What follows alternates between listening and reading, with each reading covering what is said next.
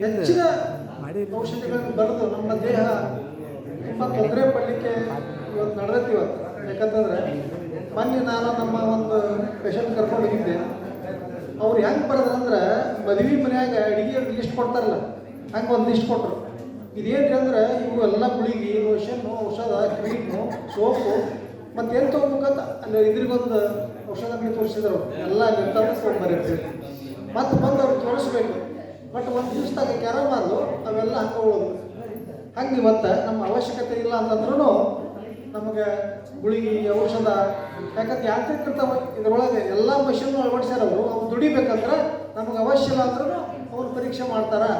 ಅವ್ರು ನಮ್ಗೆ ಅವಶ್ಯ ಇರಂಗಿಲ್ಲ. ಹಿಂದೆ ಒಂದು ಕಾಲಕ್ಕೆ ಒಬ್ಬರೇ ಡಾಕ್ಟ್ರು ಎಲ್ಲ ರೋಗಗಳು ವಾಸಿ ಮಾಡ್ತಿದ್ರು, 2 ಗುಳಿಗೆ ಕೊಡ್ತಿದ್ರು. ಇವತ್ತು ಹಂಗಿಲ್ಲ. ಒಂದೊಂದು ಅವಯವಕ್ಕೆ ಒಬ್ಬ ಡಾಕ್ಟ್ರ್ ಅದಾರ.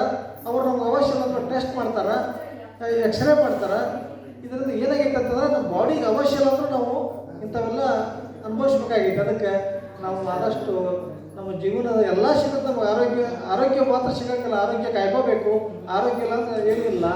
ದನ ಸಿಗ್ತೈತಿ, ದನದ ಹಣ ಎಲ್ಲ ಸಿಗ್ತೈತಿ, ಆದರೆ ಆರೋಗ್ಯ ಸಿಗಲ್ಲ. ಆರೋಗ್ಯ ಕಾಪಾಡ್ಬೋದು ನಮ್ಮ ಕೈಯಾಗೈತಿ. ಅದಕ್ಕೆ ಇಂಥ ಒಂದು ಕ್ಷೇತ್ರಕ್ಕೆ ಬಂದು ನಾವು ನಮ್ಮ ಇದ್ರ ಉಪಯೋಗ ನಾವು ತೊಗೋಬೇಕು. ಅದಕ್ಕೆ ಹೇಳ್ತಾರೆ, ಮನುಷ್ಯ ಇಡೀ ಜೀವನ ಉದ್ದಕ್ಕೂ ದೇವಸ್ಥಾನಕ್ಕೆ ಹೋಗೋಣಂತ. ಒಂದು ಕಲ್ಲು ದೇವಸ್ಥಾನದೊಳಗೆ ಹೋಗಿ ದೇವರಾಗಿಬಿಡ್ತೈತಿ. ಇಡೀ ದಿವಸ ಜೀವನ ಹೋದಂಥ ಮನುಷ್ಯ ದೇವರಾಗ ಹೋಗಲಿ, ಮನುಷ್ಯ ಆಗಂಗಿಲ್ಲ, ಮನುಷ್ಯ ಉಳಿಯಂಗಿಲ್ಲ.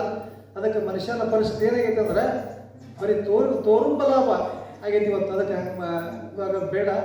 ನಾವು ನಮ್ಮ ನಿತ್ಯ ಜೀವನವನ್ನು ಪಾವನ ಮಾಡ್ಕೋಬೇಕಂದ್ರೆ ಇಂಥ ಒಂದು ಕ್ಷೇತ್ರಕ್ಕೆ ಎಲ್ಲ ಸ್ವಾಮಿಗಳು ಬರೀ ಪೂಜೆ, ಪುನಸ್ಕಾರ ಮತ್ತು ಕಾಣಿಕೆ ಇಂಥ ಒಂದು ಇದಕ್ಕೆ ನಡೆದ ಹೊತ್ನಾಗ ಮನುಷ್ಯನನ್ನು ಆರೋಗ್ಯವಂತನನ್ನಾಗಿ ಭಾರತದ ಪ್ರಜೆಗಳನ್ನು ಆರೋಗ್ಯವಂತರು ಮಾಡಬೇಕಂತ ಕಳಕಳಿ ಬಂದಿರುವಂಥ ನಮ್ಮ ಸ್ವಾಮೀಜಿಯವರಿಗೆ ನಾವು ಬೆಂಬಲ ಕೊಡಬೇಕು. ಅದಕ್ಕೆ ನಾವು ಮೊನ್ನೆ ಹೇಳೇವಿ, ಸ್ವಾಮೀಜಿ ನಾವು ಈ ತಿಂಗಳು ಬರ್ತೇವೆ ಅಂತೇಳಿ. ಯಾಕಂದ್ರೆ ಎಷ್ಟೋ ರೋಗಗಳು ಈ ನಮ್ಮ ಉಪವಾಸ ಕ್ರಿಯೆಯಿಂದನೇ ಹೋಗ್ತಾವೆ.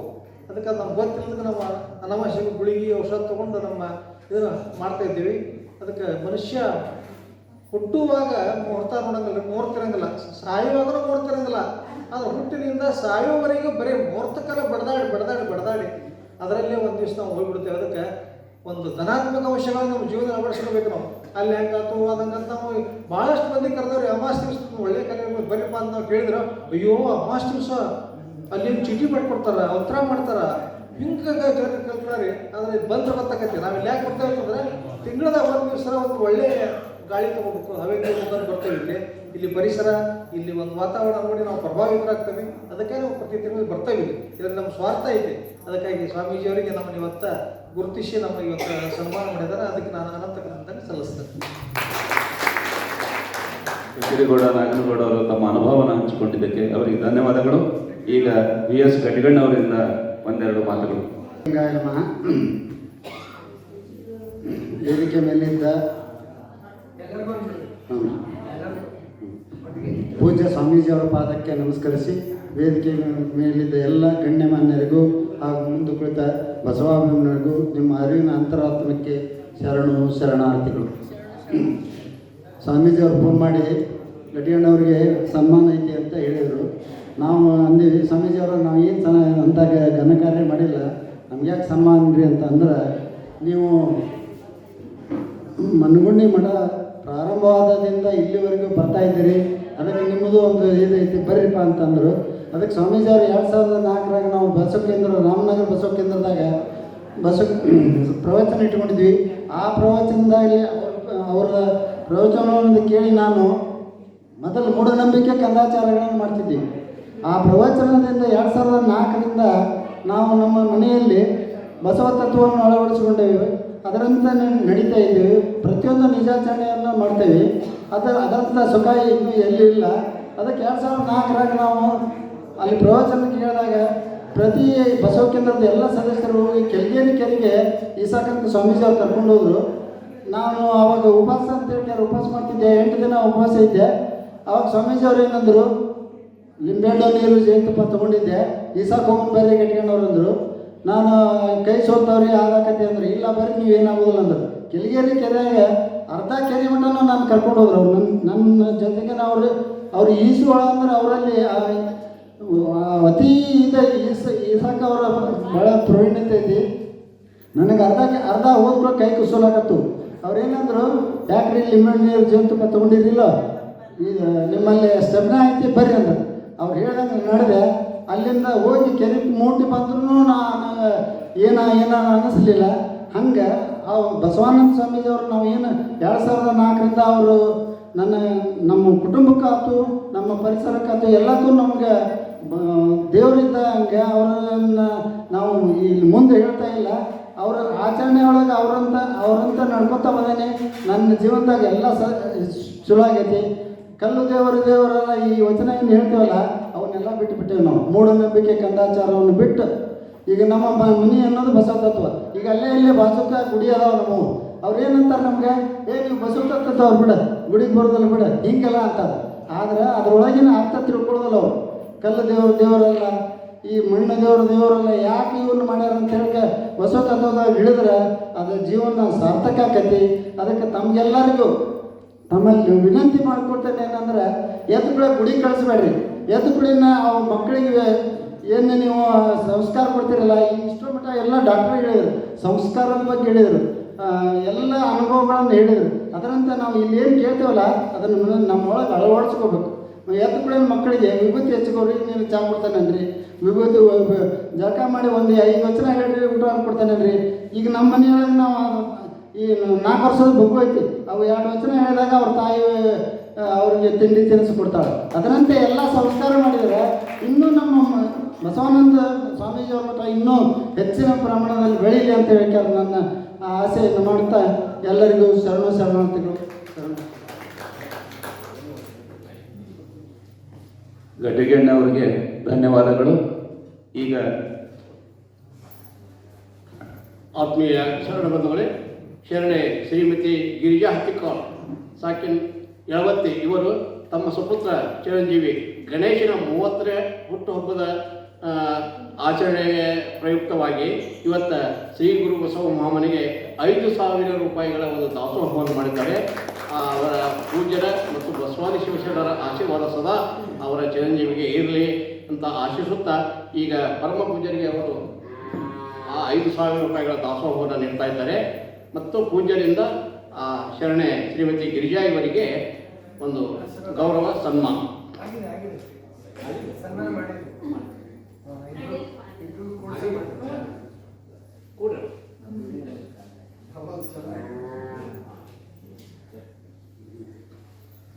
ಆತ್ಮೀಯ ಶರಣ ಬಂಧುಗಳೇ, ತಮಗೆಲ್ಲ ಗೊತ್ತು ಈ 4ನೇ ಕಾರ್ಯಕ್ರಮ ಏನು ಅನ್ನೋದು.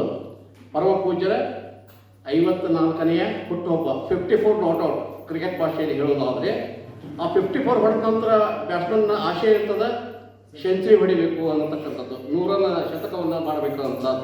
ಹಾಗೆ ನಿಮ್ಮೆಲ್ಲರ ಒಂದು ಶುಭೇಚ್ಛೆ, ಬಸವಾದಿ ಶಿವಶರಣರ ಒಂದು ಆಶೀರ್ವಾದ ಕೃಪೆಯಿಂದ ಆ ಬಸವ ತತ್ವ ಪ್ರಚಾರ ಇನ್ನಷ್ಟು ಮುಂದುವರಿಲಿಕ್ಕೆ ಪರಮ ಪೂಜ್ಯರಿಗೆ ಒಂದು ಉತ್ತಮ ಆರೋಗ್ಯ, ದೀರ್ಘ ಆಯುಷ್ಯ ಕೊಡಲಿ ಅಂತ ನಾವೆಲ್ಲ ಬಸವಾದಿ ಶಿವಶರಣರಲ್ಲಿ ಪ್ರಾರ್ಥನೆಯನ್ನು ಮಾಡುತ್ತಾ, ಅವರ 100ನೇ ಹುಟ್ಟುಹಬ್ಬವನ್ನು ನಾವು ಯಾರು ಇರ್ತೇವಲ್ಲ ಅವರೆಲ್ಲ ಇಲ್ಲಿ ಅತ್ಯಂತ ವಿಜೃಂಭಣೆಯನ್ನು ಮಾಡೋಣ ಅಂತ ಆಶಿಸುತ್ತಾ, ಪರಮ ಪೂಜ್ಯರಿಗೆ ನಿಮ್ಮೆಲ್ಲ ಭಕ್ತರ ಪರವಾಗಿ ನನ್ನ ವೈಯಕ್ತಿಕವಾಗಿ ಅವರಿಗೆ ಶುಭವನ್ನು ಕೊಡ್ತಾ ಇದ್ದೇನೆ. ಈ ಒಂದು ಸಂದರ್ಭದಲ್ಲಿ ನಮ್ಮ ಶ್ರೀ ಫಕೀರಗೌಡ ನಾಗರಗೌಡ ಮತ್ತು ಸುಜಾತಾ ನಾಗರಗೌಡ ದಂಪತಿಗಳು ಪೂಜ್ಯರಿಗೆ ಒಂದು ಸನ್ಮಾನವನ್ನು, ಶುಭವನ್ನು ಕೋರಿ ಸನ್ಮಾನವನ್ನು ಕಾರ್ಯಕ್ರಮ ಮಾಡ್ತಾ ಇದ್ದಾರೆ.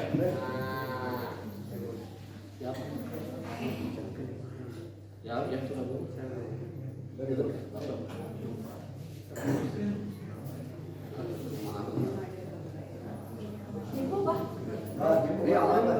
ಓಂ ಶ್ರೀ ಗುರು ಬಸವಲಿಂಗಾಯ ನಮಃ.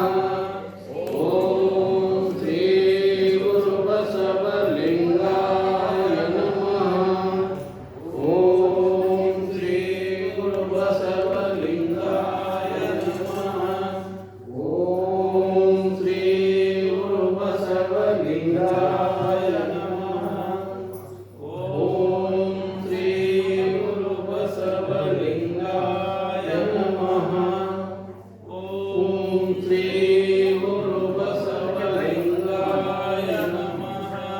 ಪೂಜ್ಯರಿಗೆ 50 ಅದೇ ರೀತಿಯಾಗಿ ಇವತ್ತಿನ ದಿವಸ ಶ್ರೀಮತಿ ಸುಶೀಲಾ ಮಹಾಂತಪ್ಪ ಹುಣಸಿಮರ ಸಾಕಿನ ದೌರಾಣಿಗರು ಸಹಿತ ಪೂಜ್ಯರಿಗೆ ಶುಭವನ್ನು ಕೋರಿ ಅವರ ಒಂದು 54ನೇ ಹುಟ್ಟುಹಬ್ಬದ ಸಂದರ್ಭದಲ್ಲಿ ಸನ್ಮಾನವನ್ನು ಮಾಡ್ತಾ ಇದ್ದಾರೆ. ಶುಭ ಕೋರಿ.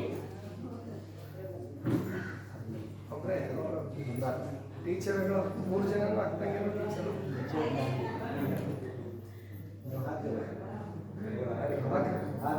ಕೂತ್ಕೊಂತೀನಿ.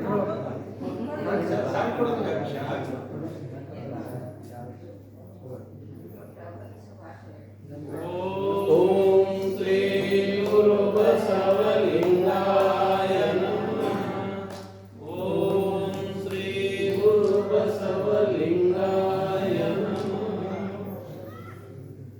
ಅದೇ ರೀತಿ ನಮ್ಮ ಶ್ರೀ ಗುರು ಬಸವ ಮಹಾಮನೆಯ ಪರಮ ಭಕ್ತಿಯಾಗಿರ್ತಕ್ಕಂಥ ಸುನಂದ ಮಹಾನಂದ ತಾಯಿಯವರು ಇವತ್ತಿನ ಈ ಒಂದು ಪರಮ ಪೂಜೆಯ 54ನೇ ಹುಟ್ಟುಹಬ್ಬದ ಒಂದು ಸ್ಮರಣೆಗಾಗಿ 1,001 ರೂಪಾಯಿಗಳನ್ನು ದಾಸೋಹಕ್ಕಾಗಿ ನೀಡಿದ್ದಾರೆ. ಅವರು ಒಂದು ಪರಮ ಪೂಜೆಯಿಂದ ಒಂದು ಆಶೀರ್ವಾದವನ್ನು ಪಡೆಯಬೇಕಂತ ಅವರಲ್ಲಿ ವಿನಂತಿ ಮಾಡ್ಕೊತಾ ಇದ್ದೇನೆ. ತಾವೇ ತಮ್ಮ ಕೈಯಾದ ಪೂಜೆಗೆ ಇದನ್ನು ಸಮರ್ಪಿಸಬೇಕಂತ ಅವರಲ್ಲಿ ಕೇಳ್ಕೊತಾ ಇದ್ದೇನೆ.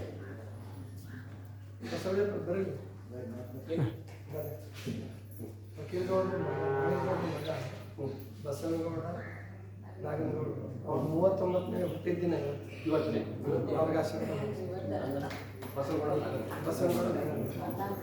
ಬಂದಾರ.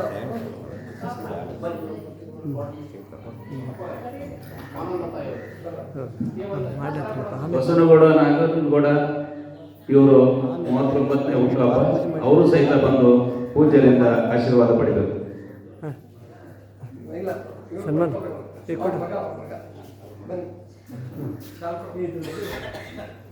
ರುದ್ರಾಕ್ಷಿ